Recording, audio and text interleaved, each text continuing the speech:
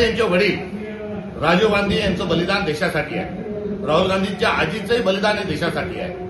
आणि कुठल्याही भ्याड धमकीला राहुल गांधी आणि काँग्रेस घाबरणार नाही. स्वातंत्र्याचा इतिहास काँग्रेस पक्षाला आहे, राहुल गांधीला आहे, ते आमचे नेते आहेत. कोणी जर भ्याड स्वरूपाच्या जर धमक्या देत असतील तर त्यांना राहुल गांधी सोडा, आमच्या काँग्रेसचा सामान्य कार्यकर्ताही हा पुरून उरेल. त्यामुळे अशा धमक्या राहुल गांधींना आणि काँग्रेस पक्षाला देऊ नये.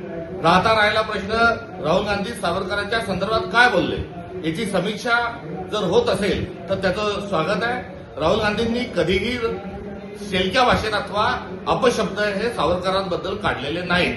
राहुल गांधींनी जे बोलले ते इतिहासाचे दाखले आहेत आणि एकट्या राहुल गांधींनीच हे दाखले दिलेले नाही तर अनेक इतिहासकारांनी देखील तशा स्वरूपाचे दाखलेही दिलेले आहेत. नव्हे तर अनेक पुस्तकं देखील अलीकडच्या काळात हे प्रकाशित झालेले आहेत. एवढंच कशाला, आपल्याला एवढ्याच जर धमक्या द्यायच्या आहेत आणि जर चर्चा आणि समीक्षा करायची आहे तर अरुण शौरी हे वाजपेयींच्या मंत्रिमंडळामध्ये मंत्री होते.